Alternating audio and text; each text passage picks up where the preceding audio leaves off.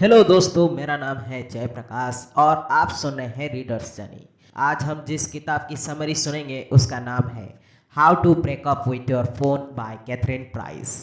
How to break up with your phone में लेखक Catherine price हमारे फ़ोन के साथ तेज़ी से दिखाई देने वाले और अक्सर नशे की लत संबंधों की जांच करती है।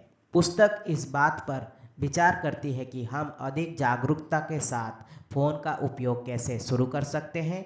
यदि सही तरीक़ा से किया जाए तो हम एंडलेस डिस्ट्रैक्शन प्रदान करने के लिए अपने उपकरणों का उपयोग करना बंद कर सकते हैं और इसके बजाय उन्हें अपने जीवन को एनहांस करने के लिए उपकरण के रूप में उपयोग कर सकते हैं। ये बुक हम सभी के लिए एक आम समस्या की खोज करता है जो सोशल मीडिया और फ़ोन के निरंतर उपयोग से जुड़े हुए हैं, अर्थात इन उपकरणों और इंटरनेट के लिए हमारी लत और इसे अच्छे के लिए छोड़ना और हमारे जीवन में अर्थ खोजने के तरीके के बारे में बताता है। इन दिनों लगभग हर कोई अपने फ़ोन का इस्तेमाल करता है। ये एक बड़ी बात नहीं लग सकती है, लेकिन जब आप मानते हैं कि हम सभी अपने फ़ोन पर पहले से ही हर दिन औसतन 3 घंटा 15 मिनट के लिए हैं, तो ये स्पष्ट हो जाता है कि टेक्नोलॉजी पर हमारी निर्भरता के साथ समस्या बढ़ रही है। अपने फ़ोन से अलग होने के लिए और बिना सोचे समझे स्क्रॉलिंग से अलग होने के लिए इन तरीकों को पहचानना महत्वपूर्ण है जिनसे आप अपने फ़ोन को एक डिस्ट्रैक्शन के रूप में उपयोग कर रहे हैं और फिर उन अंतरालों को समय पर भरने की अन्य तरीके खोज रहे हैं। ऐसी तकनीक को तोड़ना आसान नहीं है जो हमारे जीवन में इतनी गहरी हो गई है, लेकिन ये इसके लायक है, न केवल आपके मस्तिष्क स्वास्थ्य के लिए बल्कि आपके शारीरिक स्वास्थ्य के लिए भी। अपने फ़ोन से ब्रेकअप कैसे करें मदद कर सकता है। आइए जाने की किताब से मेरे 3 पसंदीदा पाठों को सुनकर आप अपने फ़ोन की लत से कैसे मुक्त हो सकते हैं। हमारी लत हमारे फ़ोन का उपयोग करने का कार्य द्वारा दिए गए डोपामिन से निकलती है। फ़ोन हमारी कॉग्निटिव परफॉर्मेंस और हमारी दिमाग की शॉर्ट टर्म मेमोरी को गहराई से प्रभावित कर सकता है। यदि आप अपने फ़ोन के साथ अपनी टॉक्सिक रिलेशनशिप की समीक्षा करना चाहते हैं तो आपको भीतर से बदलने की सच्ची इच्छा की तलाश करनी होगी। तो चलिए बुक्स के 3 पाठों को एक एक करके समझते हैं विस्तार से। पाठ 1। फ़ोन न केवल एक टॉक्सिक डिस्ट्रैक्शन है बल्कि हमारी शॉर्ट टर्म मेमोरी पर एक नकारात्मक प्रभाव डालता है। यदि आप अधिकतर लोगों को पसंद करते हैं तो आपके पास एक फ़ोन है। अगर आप ज़्यादातर लोगों के फ़ोन को पसंद करते हैं तो आप शायद इसे पूरे दिन अनिवार्य रूप से जांचते रहते हैं। एक हालिया सर्वेक्षण से पाया गया है कि औसत अमेरिकी अपने फ़ोन पर दिन में 3 घंटे से ज़्यादा समय बिताता है। इसका मतलब है कि वो अपने जागने से लगभग आधे घंटे तक स्क्रीन पर घूरते हुए बिताते हैं। और जबकि ये एक अजीब आदत की तरह लग सकता है, सच्चाई यह है कि हमारे फ़ोन हमारे जीवन पर उन तरीक़ों से प्रभाव डाल रहे हैं जिन्हें हम महसूस भी नहीं कर सकते हैं। वे हमें काम और रिश्तों से डिस्ट्रैक्ट कर रहे हैं और वे इस समय हमें कम उपस्थित कर रहे हैं। तो हम इन छोटे उपकरणों से क्यों बंधे हैं? अध्ययनों से पता चलता है कि हमारे फ़ोन पर समय बिताने से डोपामिन निकलता है, जिसे हैप्पी हार्मोन भी कहा जाता है। फ़ोन में एक बटन के स्पर्श पर हमें खुश करने की शक्ति है। जब मस्तिष्क को लगता है कि डोपामिन रिलीज हो रहा है तो ये आपको कार्रवाई दोहराने के लिए प्रेरित करता है।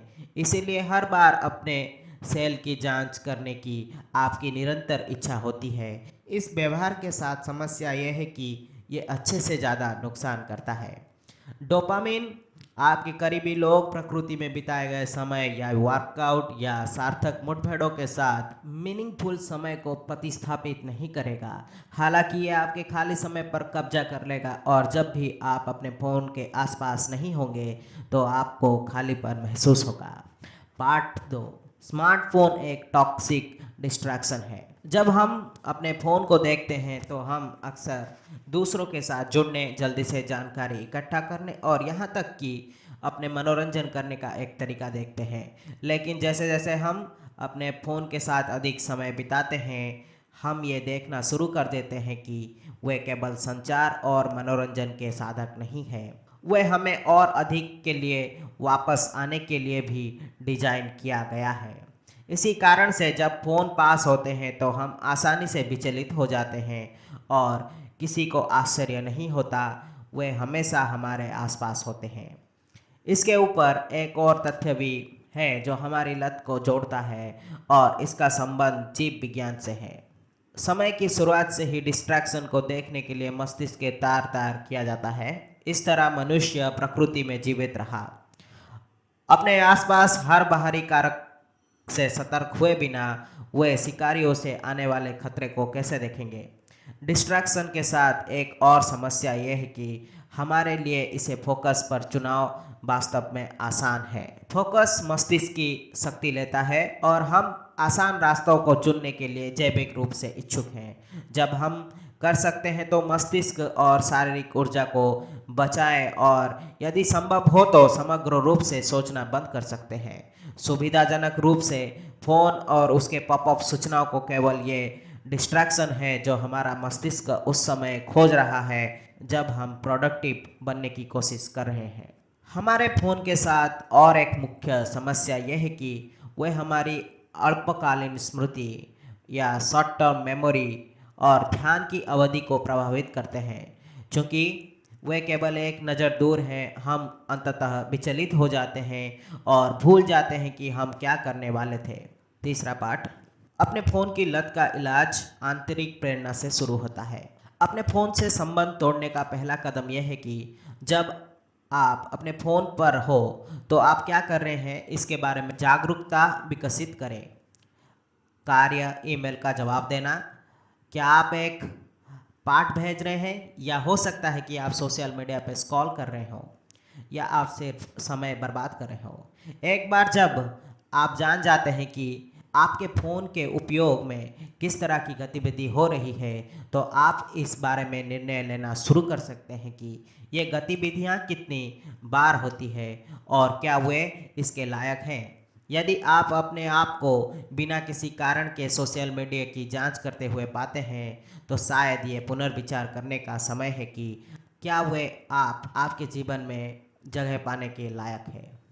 अपने फ़ोन से संबंध तोड़ने का एक और तरीका यह है कि आप हर दिन उस पर कितने समय तक रहेंगे इसकी सीमा निर्धारित करें। उदाहरण के लिए मैं केवल सुबह 8 बजे और दोपहर 1 बजे अपना ईमेल देखूंगा या शायद मैं प्रतिदिन केवल एक बार सोशल मीडिया की जांच करूंगा।